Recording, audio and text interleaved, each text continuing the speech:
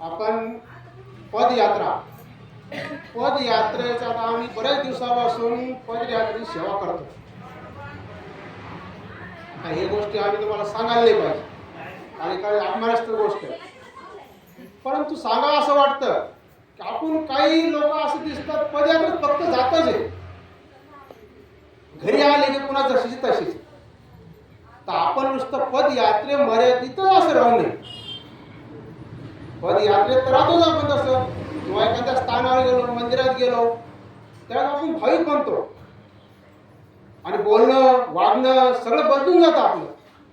पण ज्यावेळेस आपण परत घरी येतो त्यावेळेस काय करतो, आपलं पुन्हा घराचा असर सुरू होऊन जातो. तरी आपण पदयात्रा गेल्यावर, पदयात्रेतून घरी आल्यावर तो असर आपल्यावर घरचा झाला नाही पाहिजे. आपण घरी सुद्धा पदयात्रेसारखंच वागायला पाहिजे. आणि पदयात्रेत कसं वागायचं?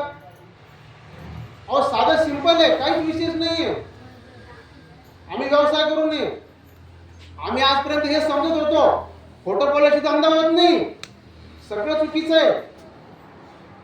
हे आपण जोपर्यंत स्वतः अनुभव घेत नाही तोपर्यंत आपल्याला कळत नाही. नैतिकता हा आपल्या मानवभाव पंथाचा धर्माचा मुख्य पाया.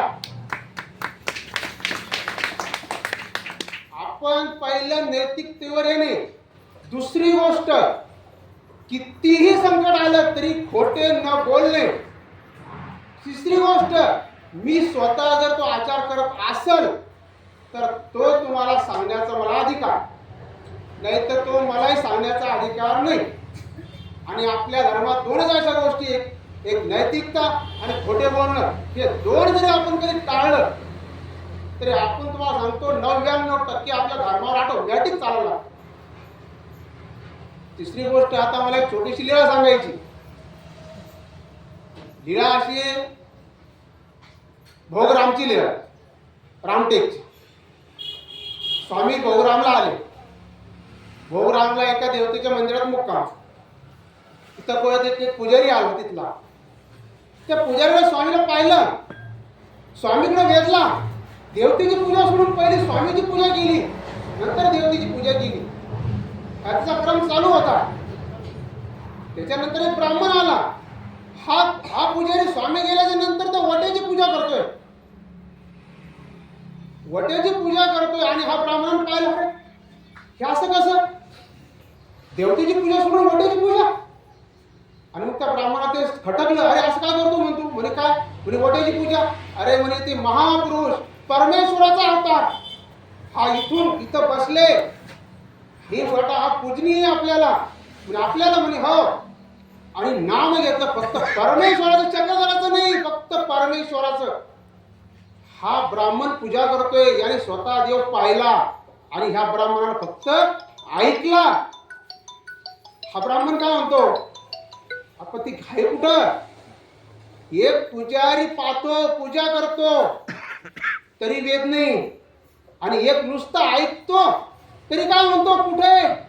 आणि मग तो म्हणतो इकडे माणसाळीकडे, असं काही दाखवून देतो. आणि तो स्वतः तिकडे जातो. आणि त्यावेळेस ज्या पुजाऱ्याने जे गुण सांगितले, ते गुण सांगण्याची माझी पात्रता नाही. ते गुण जे त्या ब्राह्मणाने सांगितले, त्या पुजाऱ्याने ब्राह्मणाला सांगितले, तो ब्राह्मण नाही, त्या पुजाऱ्याला देवाचे गुण सांगता येत नाही. हे खूप वेगळे. मला या निमित्ताने हेच सांगायचंय, आपण पदयात्रा काढली.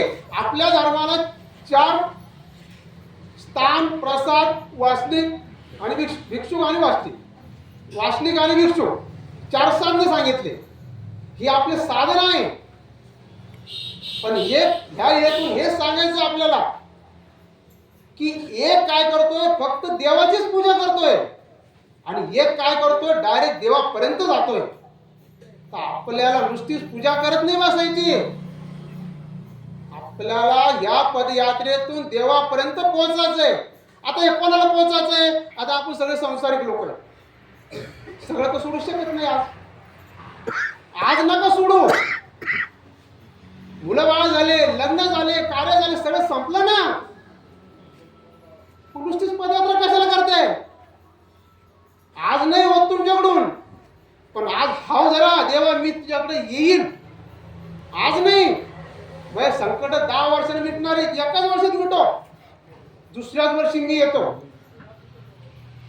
असं आपण जर सगळ्यांनी विनंती केली तर खरोखर स्वामी श्री चक्रधर इतके दयाळू आहे, मयाळू आहे, या जगात दुसरा अवतार नाही. एवढे करून माझे 2 शब्द संपवतो. दंडवत प्रणाम.